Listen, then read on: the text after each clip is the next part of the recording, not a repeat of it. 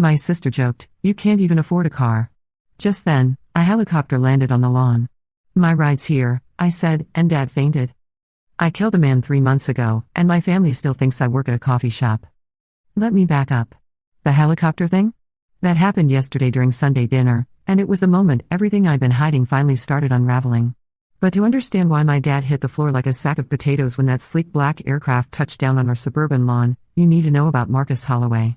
About what he made me do. About what I became after I put a bullet through his chest. The whole mess started in January. I was 24, broke as a joke, and yeah, my sister Rachel wasn't wrong about the car thing.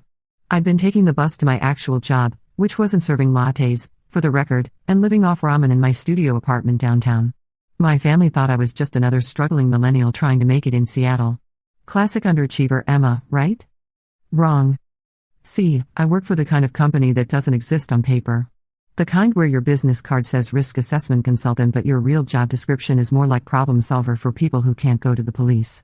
We handle situations that require, let's call it creative resolution.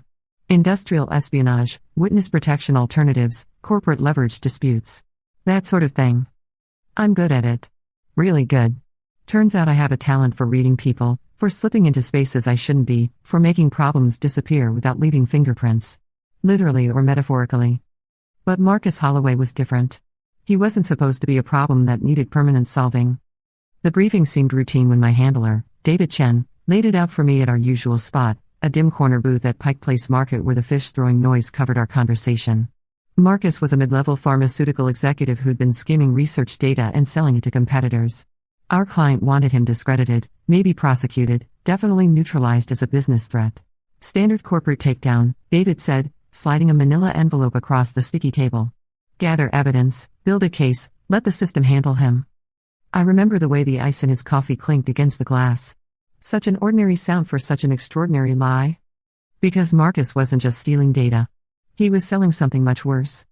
The first red flag came when I broke into his home office in Bellevue. This guy lived in a glass palace overlooking Lake Washington, all clean lines and expensive art that screamed new money. Getting inside was almost too easy.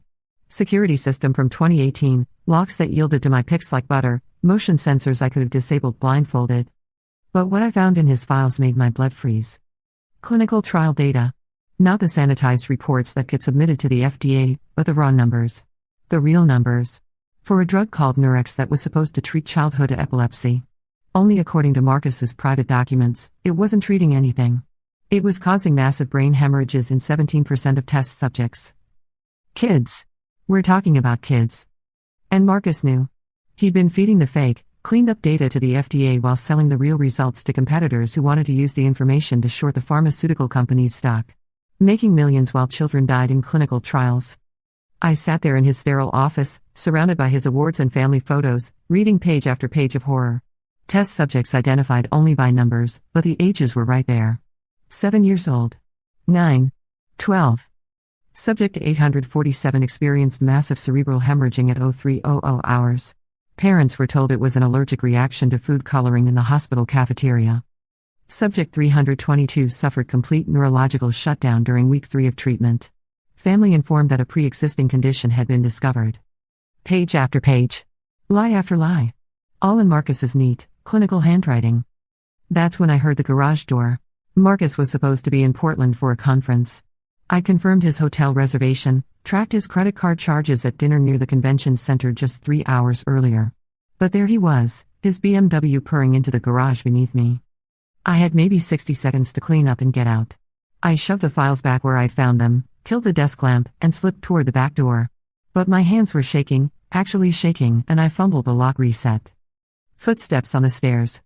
The back door was my only option, but it opened onto a floodlit patio that connected to his neighbor's yard. If anyone was looking out their window, I'd be completely exposed. But Marcus's office lights had just flicked on, and I could hear him moving around, probably checking to see if anything had been disturbed. I made it to the tree line at the back of his property when I heard him call out. "I know someone's been here." His voice carried across the night air, calm and confident. Not the voice of someone who'd just discovered a break-in. The voice of someone who'd been expecting one. "Emma?" My blood turned to ice water.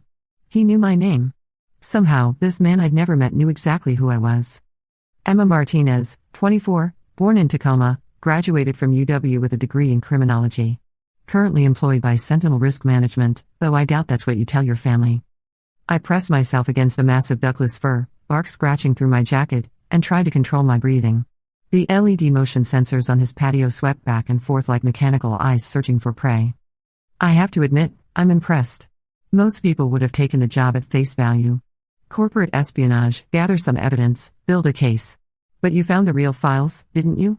The ones about the children. He was walking closer now, his voice carrying easily through the trees. Casual. Conversational. Like we were discussing the weather. Here's what's going to happen, Emma. You're going to come back to the house, and we're going to have a chat about your future. Because what you found tonight, those files about Nurex, that's just the beginning. And if you think you can walk away from this, if you think you can just report back to David Chen and pretend you never saw those numbers. He laughed, and the sound made my skin crawl. Well, let's just say I know a lot more about you than your name and your job. I know about your sister Rachel and her daughter Sophie. I know about your parents' house on Mercer Island, the one with the lovely garden and the white picket fence. I know your father just had his heart surgery last month and your mother volunteers at the Children's Hospital downtown. The threat was crystal clear, wrapped in that same conversational tone. I had two choices, face him now, or spend the rest of my life looking over my shoulder while he made my family disappear one by one. I walked back to the house. Marcus was waiting on his patio with 2 glasses of wine, like we were old friends meeting for drinks. He was smaller than I'd expected, maybe 5'8", with thinning brown hair and the kind of soft face that belonged in middle management, not criminal conspiracy. The kind of man you'd forget 5 minutes after meeting him. That should have been my second warning. Memorable people don't survive long in this business. Sit, he said, gesturing to a chair across from him. The Malbec is excellent. Argentine. Cost me more than most people make in a month. I stayed standing. What do you want? Direct. I like that. He sipped his wine, studying me over the rim. What I want is for you to understand the situation you've stumbled into. Those files you read tonight? Nurex is already in phase 3 trials. FDA approval is expected within 6 months. By this time next year, thousands of children will be taking this drug. Unless someone stops it. Unless someone stops it, he agreed. Which brings us to our problem. You see, I'm not the villain in this story, Emma. I'm the whistleblower. He set down his glass and leaned forward, his expression shifting from casual to intense. I've been gathering evidence for months. Everything you saw tonight, I've been documenting meticulously. Names, dates, cover-ups, falsified reports. But going to the authorities isn't an option. The company has people everywhere, FDA, DEA, Congress. If I surface with this information through normal channels, I'll be dead within a week and the evidence will disappear. So you're selling it to competitors instead? I'm creating leverage. His voice hardened. Every pharmaceutical company in America wants to see Zenith Corp fail. If they know Nurex is going to kill children, they'll use that information to destroy the company from the inside. Short the stock, leak selective details to journalists, pressure the FDA to reopen the trials. The drug gets pulled, the children live, and Zenith pays for what they've done. It sounded almost reasonable. Almost. Except for one crucial detail. And you make millions in the process. He shrugged. I'm risking everything. Why shouldn't I be compensated? Because children are dying right now, while you play stock market games. Children are dying because Zenith is rushing an untested drug to market. I'm the only person in a position to stop them. He stood up, pacing to the edge of the patio. But I need time. 6 more weeks to gather the rest of the evidence, to coordinate with the right people, to make sure this brings down the entire operation instead of just getting me killed. What does this have to do with me? Your employer wants me discredited. Probably wants me arrested on corporate espionage charges, which would bury the Nurex evidence forever. I can't let that happen. The pieces were starting to click together. David Chen's vague briefing. The almost too easy break-in. Marcus knowing my name. This whole thing was a setup. Not a setup. A test. He turned back to me, and for the first time, I saw something like desperation in his eyes.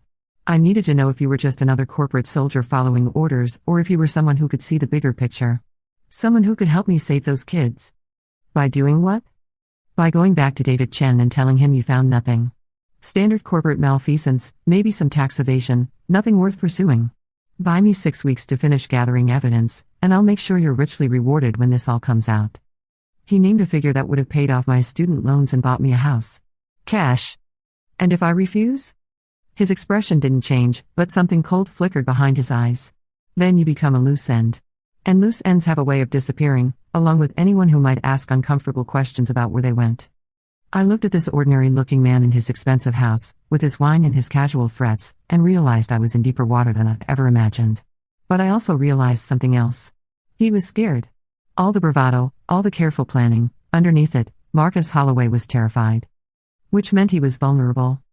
I need to think about it. You have until tomorrow night. Meet me here at 8, and we'll discuss the details. He smiled, but it didn't reach his eyes. And Emma? Don't try to run. I told you, I know where to find you. I left through the front door this time, like a guest departing after a pleasant evening. But my mind was racing, cataloging everything I'd learned and everything I still didn't know. Because Marcus might have been telling the truth about Nurex. The files I'd seen were definitely real, and 17% mortality rate in pediatric trials was beyond horrifying. But I'd been doing this job long enough to recognize a manipulator when I saw one. And everything about Marcus's story felt carefully constructed to push exactly the right emotional buttons. The dying children. The corrupt corporation. The lone whistleblower fighting against impossible odds. Either he was telling the truth, or he was very good at lying. I spent the next day trying to figure out which. David Chen met me at a different location this time, a coffee shop in Capitol Hill that catered to the kind of people who paid $12 for artisanal pour-overs. He looked nervous, which wasn't like him. David had been my handler for 2 years, and I'd never seen him ruffled by anything. Tell me you got what we need, he said before I'd even sat down. I got something. Not sure if it's what you're looking for. I gave him the cleaned-up version. Corporate espionage, some financial irregularities, nothing actionable. Standard middle management corruption. But I watched his face while I talked, looking for tells. David Chen was many things, but he wasn't a good actor. And right now, he looked like a man who'd just been handed terrible news. That's it? Nothing about pharmaceutical trials? Nothing about FDA submissions? There it was. David knew about Nurex. Which meant either he was part of whatever Marcus was really doing, or our mysterious client had left out some crucial details about why they wanted Marcus Holloway neutralized. Should there be? No. No, of course not. But he was already reaching for his phone, probably texting someone who wasn't going to be happy with my report. Good work, Emma. Take a few days off. We'll have another assignment for you next week. He left without finishing his coffee. And I knew, with absolute certainty, that I was about to become the loose end Marcus had warned me about. That night, I went back to his house. Not because I believed his story, not because I trusted him, but because he was the only person who seemed willing to tell me what was really happening. Even if half of it was lies. Marcus was waiting with dinner this time. Thai takeout on his expensive dining room table, like we were old friends catching up. But I noticed he'd chosen a seat that put his back to the wall and gave him clear sight lines to all the entrances. I wasn't sure you'd come. I wasn't sure either. I sat down across from him, but didn't touch the food. Tell me about David Chen. Something flickered across his face. Surprise? Relief? Your handler? He's been feeding information to Zenith for months. Every corporate espionage case that threatens their interests, every whistleblower who gets too close to sensitive information. Chen makes sure those problems go away. That's a serious accusation. It's a serious problem. He opened a laptop and turned it toward me. Financial records. Chen's been receiving payments from a shell company called Pacific Risk Solutions. $50,000 a month for the last year. Pacific Risk is owned by another shell company, which is owned by another shell company, which eventually traces back to Zenith Corporation. The records look legitimate, but financial documents were easy to forge. Still, it would explain David's nervous behavior and his specific questions about pharmaceutical trials. Assuming this is true, what's your play? Simple. You go back to Chen and tell him you found evidence that I've been selling trade secrets. Enough to build a criminal case, enough to get me arrested. But you tell him you need more time to gather everything together, maybe another week. That keeps me alive and gives you time to verify what I've told you about Nurex. And then? Then you decide who you want to be. The person who follows orders and lets children die, or the person who stops this. He was good, I had to admit. Every word perfectly calculated to make me feel like saving him was saving innocent lives. But I'd noticed something while he was talking. The laptop he'd shown me wasn't connected to the internet. The financial records he displayed were local files, created locally, with no external verification. And the metadata showed they'd been created just yesterday, the day after he discovered me in his office. Marcus Holloway was definitely lying about something. But David Chen was probably lying too. I need to make a phone call, I said. Of course. Use the kitchen if you want privacy. I stepped into his pristine kitchen and dialed a number I'd memorized but never used. Emergency contact for situations that had gone sideways beyond normal protocols. Phoenix Industries, this is Maria. This is Nightingale 7. I need to speak with Control. Please hold. Phoenix Industries was the parent company that owned Sentinel Risk Management, which employed David Chen, which employed me. But Phoenix was more than just a corporate umbrella. They were the people you called when situations required resources that didn't officially exist. Nightingale 7. The voice on the line was electronically distorted, but I recognized the cadence. Control was someone I'd spoken to exactly 3 times in 2 years, and only when jobs had gone seriously wrong. Report. I have a situation with handler Chen and target Holloway. I believe both parties have provided false information about the nature of this assignment. Specify. I gave him everything. Marcus's claims about Nurex, David's suspicious behavior, the financial records that didn't quite add up. Control listened without interruption, which was somehow more unnerving than questions would have been. Instructions as follows, he said when I finished. Maintain contact with both parties. Gather additional intelligence on the pharmaceutical situation. Prepare for termination order. My blood chilled. Termination of which party? To be determined. Continue surveillance until further notice. The line went dead. I stood in Marcus's kitchen, holding a silent phone, and realized that everyone in this situation was playing a game I didn't understand. Marcus knew more about me than he should. David was reporting to people who weren't my real employers. And Control was giving me orders that sounded suspiciously like I was about to be ordered to kill someone. Everything all right? Marcus called from the dining room. Fine, I called back. But my hand was already moving to the concealed holster under my jacket. Not because I was planning to shoot him, but because I was finally starting to understand that this situation was about to become very dangerous very quickly. When I returned to the dining room, Marcus was reading something on his phone, and his expression had changed completely. The carefully constructed calm was gone, replaced by something that looked like panic. We have a problem, he said without looking up. David Chen just submitted an expedited request to have you transferred to a different case. Effective immediately. How do you know that? Because I've been monitoring Sentinel's internal communications for months. And because your replacement just received orders to neutralize any loose ends related to this assignment. He turned his phone toward me, and I saw what looked like an encrypted message thread.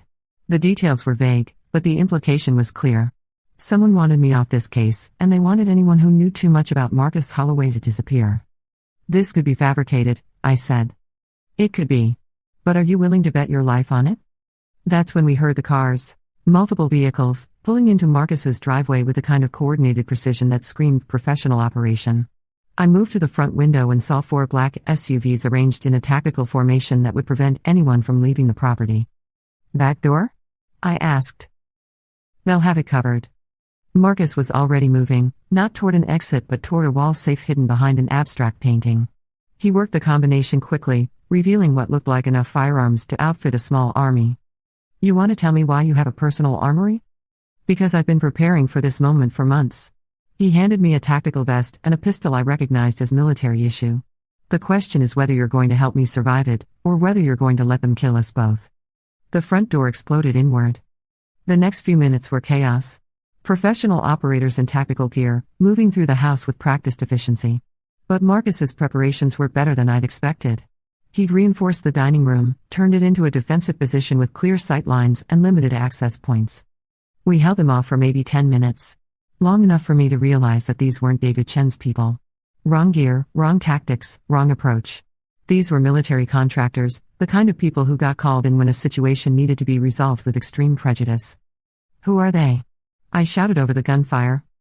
Zenith's cleanup crew, Marcus replied, changing magazines with practiced efficiency. I told you they had people everywhere.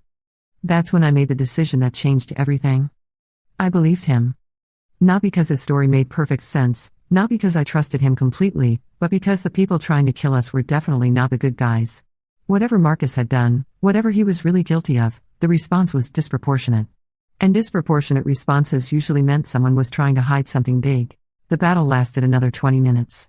When it was over, 6 men were dead, and Marcus Holloway was bleeding out on his expensive marble floor. The files, he whispered, grabbing my arm with surprising strength. Everything about Nurex. Hidden server in the basement, password is Sophie's birthday. I don't know Sophie's birthday. Your niece. Rachel's daughter. I told you. I know everything about your family. Even dying, he was manipulating me. But his blood was spreading across the floor, and his eyes were losing focus, and I realized he was about to take whatever he knew to the grave. October 15th, I said. He nodded weakly. 2018. The files. Everything's there. Stop them. Then he died. I found the server exactly where he'd said it would be. Password worked on the first try. And what I found there made my hands shake worse than they had during the firefight. Marcus hadn't been lying about Nurex. If anything, he'd undersold how bad it was. 17% mortality rate in the trials, but that was just the immediate deaths. Long-term neurological damage was closer to 60%. Children who'd been normal, healthy kids before the trials were now suffering seizures, memory loss, motor function problems. And Zenith knew. They'd known from the beginning. But Nurex represented a billion-dollar market, and they decided the profit was worth the risk. Marcus had been trying to stop them. But he hadn't been selling the information to competitors. He'd been trying to get it to journalists, to FDA investigators who weren't on Zenith's payroll, to anyone who could force the trials to stop. The financial records showing payments to David Chen were real too. Along with records showing similar payments to FDA officials, congressional staffers, and half a dozen other people in positions to suppress inconvenient information about pharmaceutical safety. I sat in Marcus's basement, surrounded by evidence of a conspiracy that reached into the highest levels of government, and realized I had a choice to make. I could take the files to control and let Phoenix Industries decide what to do with them. But Phoenix might be compromised too. There was no way to know how deep Zenith's influence reached. Or I could do what Marcus had been trying to do. Take the information public, damn the consequences. But first, I had to survive the next few hours. The tactical team was gone, but they'd be back with reinforcements once they realized I wasn't among the bodies. I had maybe an hour to get out of the house and disappear before Zenith's cleanup crews arrived to sanitize the scene. I copied everything from Marcus's server onto encrypted drives, then triggered the system's self-destruct sequence. By the time anyone found the basement, there would be nothing left but melted plastic and silicon. Then I called David Chen. Emma? Thank God. We heard there was an incident at Holloway's house. Are you all right? I'm fine. But Marcus is dead, along with most of the evidence we were looking for. I could hear the relief in his voice. What happened? Home invasion. Looks like someone beat us to him. Probably competitors who didn't want him talking. Any indication of what he might have been involved in? Nothing concrete. Some financial irregularities, maybe some patent theft. But whoever hit the house was thorough. They took everything. All right. Come in tomorrow morning for debrief. Take the rest of the week off after that. David hung up, probably congratulating himself on a problem solved. But I wasn't going to make it that easy. I spent the next 3 weeks becoming someone else. New identity, new appearance, new location. The encrypted drives went to 3 different investigative journalists, a whistleblower organization, and an FDA inspector who Marcus's files indicated was still clean. The story broke on a Tuesday. Pharmaceutical giant knowingly tested deadly drug on children, the headlines read. The articles detailed everything Marcus had died trying to expose. The falsified trial data, the bribery, the cover-ups that had reached into Congress and the FDA. Zenith's stock price crashed overnight. The CEO was arrested. Nurex was pulled from trials immediately, and criminal charges were filed against 17 executives and government officials. Including David Chen, who turned out to be just one small part of a much larger conspiracy. But the story that made the front page didn't mention Marcus Holloway. As far as the world knew, the information had come from an anonymous whistleblower inside Zenith. Marcus's death was reported as a home invasion, one of those random tragedies that happen in upscale neighborhoods. Only I knew he'd died trying to save children he'd never met. Which brings us back to yesterday. Sunday dinner at my parents' house on Mercer Island, 3 months after I'd disappeared from my old life and started over. My family still thought I worked at a coffee shop because that's what I told them when I resurfaced with a new apartment and a sudden ability to pay my bills on time. Rachel was still giving me grief about my lack of transportation, and my parents were still worried I'd never get my life together. Emma, honey, you're 24, my mother was saying as she passed the mashed potatoes. Don't you think it's time to start thinking about your future? Maybe go back to school, find a career with some stability? Mom, I'm fine. The coffee shop is working out great. Rachel snorted. Right. You can't even afford a car. How is that working out great? That's when we heard the sound. A deep, rhythmic thumping that made the windows rattle and sent the neighbors' dogs into a frenzy. Everyone stopped eating and looked toward the front of the house, where something large and mechanical was getting closer. Is that? My father started. The helicopter, sleek, black, and definitely not civilian, settled onto our front lawn with military precision. The Phoenix Industries logo was small but visible on the side, along with a registration number I recognized. "My ride's here," I said, standing up from the table. That's when Dad fainted. He recovered quickly, but the questions came fast and frantic. Where was I going? Who owned the helicopter? What kind of coffee shop had military contractors for transportation? "I can't really explain right now," I said, grabbing my jacket from the hall closet. "But I'll be back in a few days and we'll talk." "Emma, what's going on?" Rachel demanded. "This is insane. People don't just get picked up by helicopters for normal jobs." "You're right," I said. "They don't." The pilot was someone I'd never seen before, but he handed me a tablet with orders from control. New assignment, high priority, wheels up in 5 minutes. Someone in South America was developing a bioweapon, and I was being sent to convince them to stop. Or to make sure they couldn't continue. I looked back at my family's house as we lifted off. My mother was standing in the doorway, my father was sitting on the front steps with his head in his hands, and Rachel was recording the whole thing with her phone. They'd have questions I couldn't answer and suspicions I couldn't address. But they'd be safe, which was what mattered. The Phoenix Industries helicopter landing on our lawn was a message to anyone who might be watching. This family was protected by people with serious resources and a willingness to use them. As Seattle fell away beneath us, I thought about Marcus Holloway and the choice he'd made to risk everything for children he'd never met. About David Chen and the choice he'd made to sell those children's lives for money. About the choice I'd made to become someone who could stop people like David Chen. My phone buzzed with a text from Rachel. "When you get back, we're having a very long conversation about your coffee shop job." I smiled and typed back, looking forward to it. But first, I had work to do. Somewhere in Colombia, a man was playing with diseases that could kill millions. And I was the person being sent to make sure he stopped. Just like Marcus had tried to stop Zenith. Just like I'd stopped Marcus's killers. The cycle continues, but at least now I know which side I'm on. The helicopter banked south, and I settled in for the long flight to whatever came next. In my bag, I still carried copies of Marcus's files, insurance against the day when Phoenix Industries might decide I knew too much about their operations. Because I'd learned something important in Marcus Holloway's house that night. In this business, everyone lies. Everyone manipulates. Everyone has an agenda. The trick is making sure your agenda includes protecting the people who can't protect themselves. Even if it means your family thinks you work at a coffee shop. Even if it means you become the kind of person who gets picked up by black helicopters. Even if it means you have to live with the knowledge that sometimes, good people die while bad people profit from their deaths. I killed a man 3 months ago, and my family still thinks I work at a coffee shop. But tomorrow, they're going to start asking questions I won't be able to answer with lies. And maybe that's not such a bad thing. Maybe it's time for them to know who I really am. But first, I had to survive Colombia. The briefing packet on the tablet made for grim reading during the 6-hour flight. Dr. Alejandro Vaz, former biochemist for the CDC, current freelance bioweapons developer.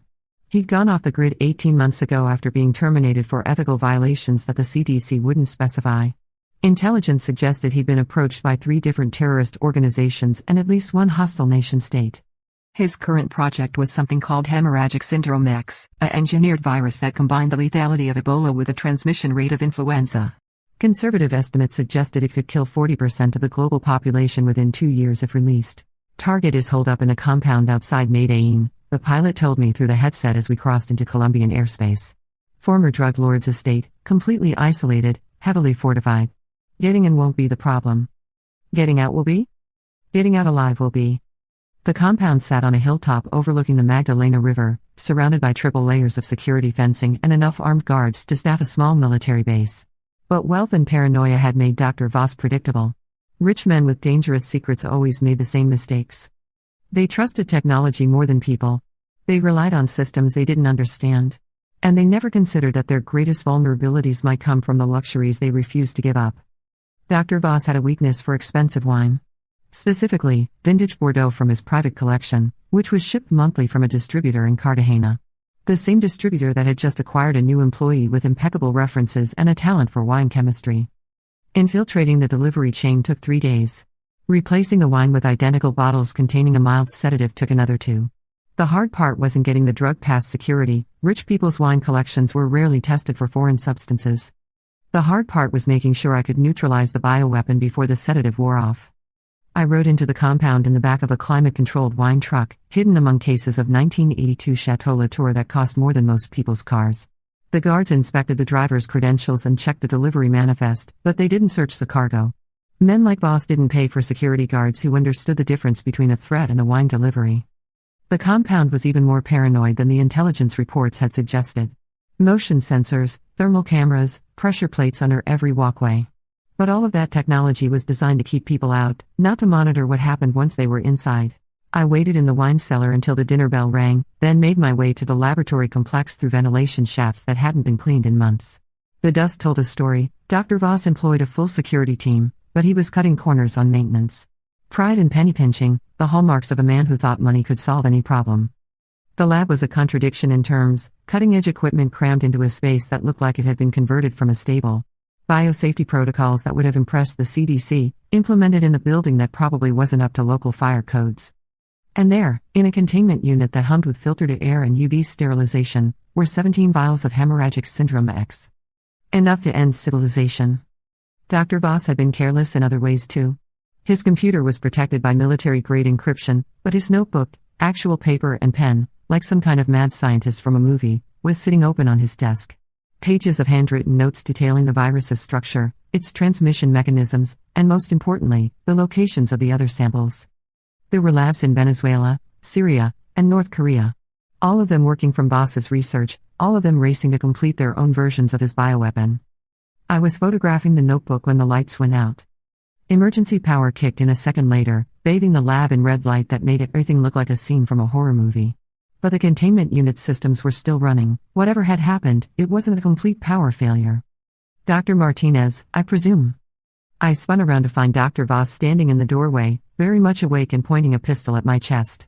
He was older than his photos had suggested, with gray hair and the kind of pale complexion that comes from spending too much time indoors. But his hands were steady, and his eyes were alert. The wine was excellent, by the way. 1982 Latour with just a hint of benzodiazepine. Very subtle work. But I've been microdosing myself with various sedatives for months. Occupational hazard when you're working with people who might want to slip something into your drink. Dr. Voss. Please, call me Alejandro. We're both professionals here. He gestured toward the chair near his desk, but kept the gun trained on me. Sit. We have things to discuss. I sat, keeping my hands visible and my body language non-threatening. But I was cataloging escape routes, weapons within reach, and the exact distance between me and the containment unit. You're not what I expected, he said, settling into a chair across from me. When I heard Phoenix Industries was sending someone, I assumed it would be one of their usual military contractors. Someone large and obvious and easy to spot. Disappointed? Intrigued. You're the woman who exposed the Nurex scandal, aren't you? The one who brought down Zenith Corporation. That stopped me cold. My involvement in the Nurex case was supposed to be buried deeper than government secrets. The fact that he knew about it meant his intelligence network was better than our briefing had suggested. I don't know what you're talking about. Of course you do.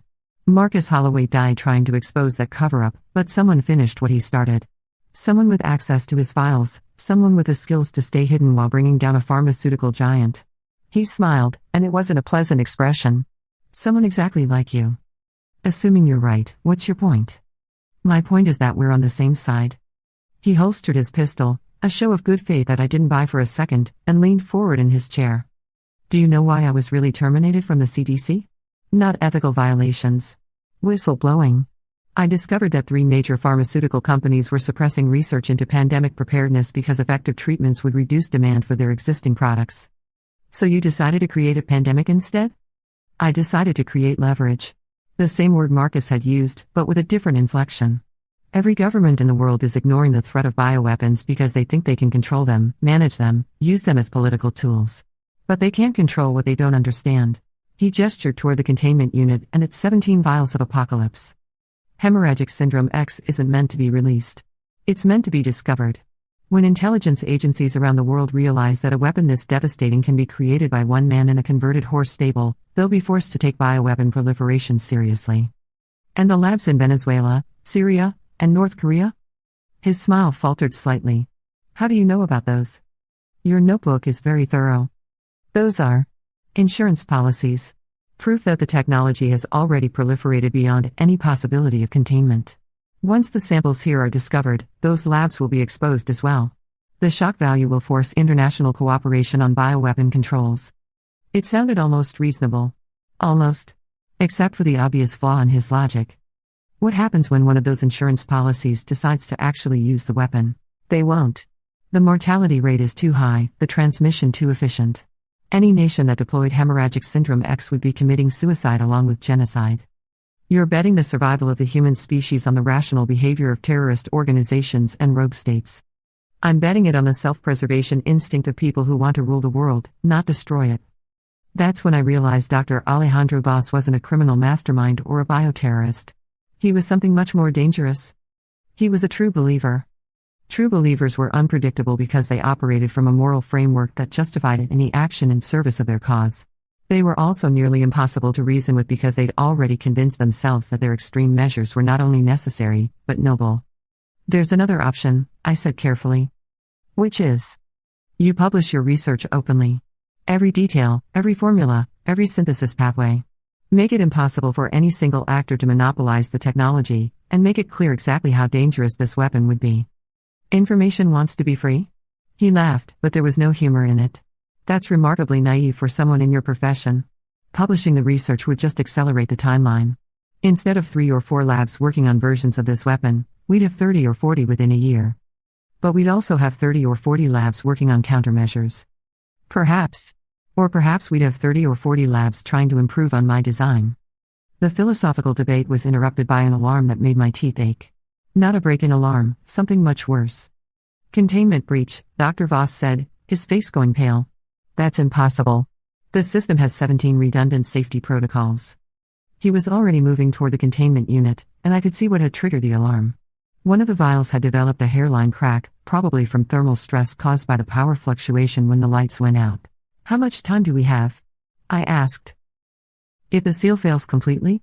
Maybe 10 minutes before the virus becomes airborne in this room. Maybe 20 before it reaches the ventilation system and spreads to the rest of the compound. Antidote? There is no antidote. That's the point. I looked at the cracked vial, at the man who'd created a weapon that could kill 40% of humanity, at the notebook full of research that could never be allowed to fall into the wrong hands. And I realized that sometimes, there aren't any good choices. Sometimes there are only necessary ones. I'm sorry, I said, and shot him. The bullet took him in the chest, and he went down hard, blood spreading across his lab coat. But he was still conscious, still looking at me with something like respect. The other labs, he whispered. I'll handle them. The samples. I was already moving toward the containment unit, pulling on protective gloves, and checking the integrity of the remaining vials. 16 intact samples of the most dangerous bioweapon ever created, and one that was seconds away from killing everyone in the compound. The emergency protocols were clearly marked. In case of containment breach, trigger the sterilization system and evacuate immediately.